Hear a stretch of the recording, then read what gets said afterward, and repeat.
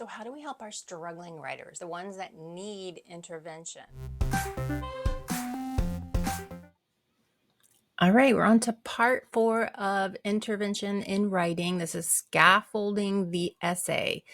I want to look at this in terms of being proactive versus reactive, and it's super important to do as much of the proactive as you can, obviously, before you get into reactive, which is the actual scaffolded essay.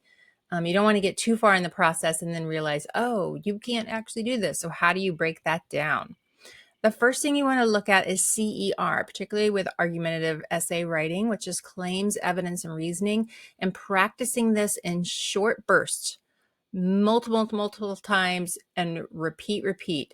Do it as many different ways as you possibly can. I'm going to show you how I address that. I have an activity that is, you may have seen my deconstruct activities, and this is the same thing where we're taking 4 essays, kind of short, and then we're kind of breaking down all the parts of it so they can start to see what is in a constructed response. And short constructed responses are what we're aiming for.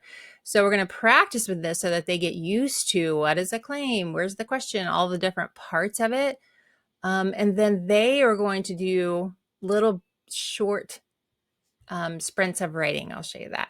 So I just kind of introduced to them the idea of using structure with their writing and explain claim, evidence, and reasoning.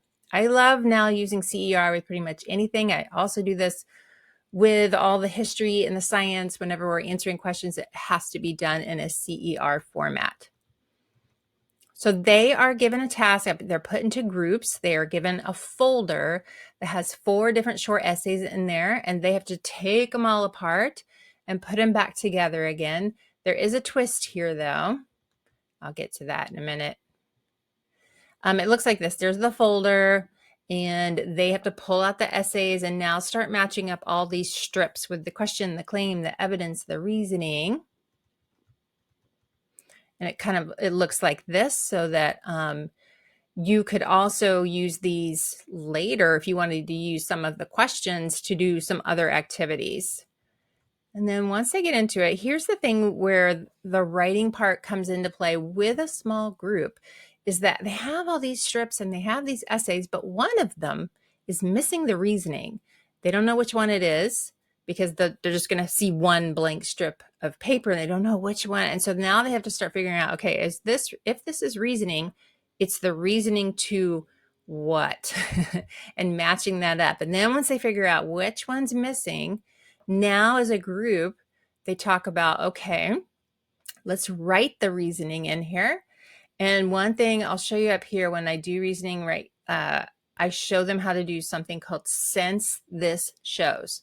So since particles in the air affect children, and they pull this from the quote, they kind of rewrite it. So they're saying, like, what's in this quote? Since particles in the air affect children, comma, this shows, or it could be it's clear if you want to move on to a different type of structure for that. But when they're starting, they use since this shows for their reasoning. Okay, then they write their reasoning, and then you could share all of them out from the different groups and decide which one was the strongest piece of reasoning for that essay. So here's the deal. When we move on from that, you want to give them all these different pieces of CER and have them fill in this things that are missing interchangeably, like do it over and over and over in every direction possible. So trying to use also high interest topics. So for limiting cell phone use, I give them the evidence. And now if that's the evidence, what's the claim? And then if all that's true, then what could your reasoning be? And then notice on the bottom, I have a challenge section so that you are differentiating for all of your students in the class. There are some who could also take what we've learned in hooks in the writer's workshop, which I'll get to in the next video about how to teach specific skills. They're already good at writing hooks, so they could add this to their CER. Then next, you use the same topic, but give them the claim. Now they've got to go find some evidence that matches that claim they've been given. You could give them, like, here are 2 different websites to go and search and see if you can find any information. It's like a big scavenger hunt.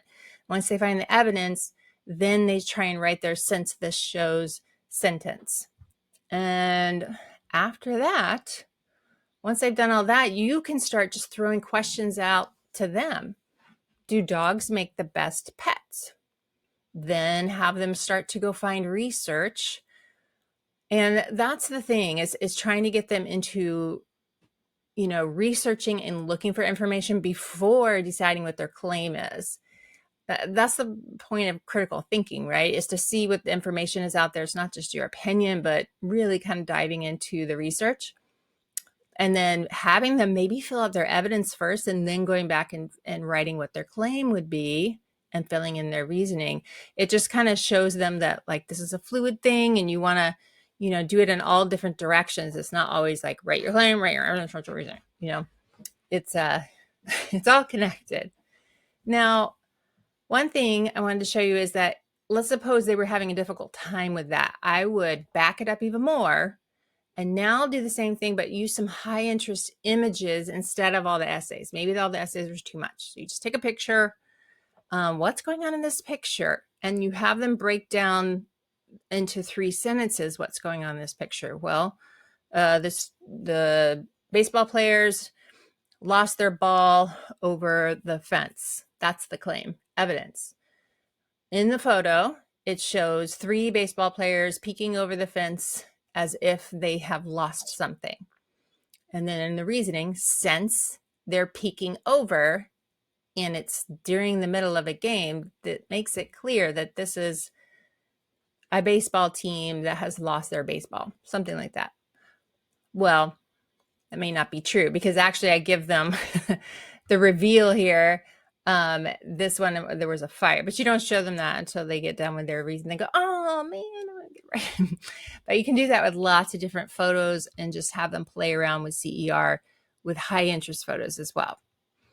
Now, when you get into the essay, if you still find that, the CER is the main body of an essay, if they still can't do it, I would give them a scaffolded essay like this. But this is only after I've done all that proactive stuff and all the things I talked about previously in the first part of this series, so that you're not just reactively getting to an essay, having them write it, realizing that they can't do it and go, oh no, what am I going to do? I got to get a grade in the book. Here, do this. I would think of this as your last ditch effort. Every year I do have to do this, but there's always a couple who need a little support like that. But do what you can to not have to use it, basically, is what you want to try to do.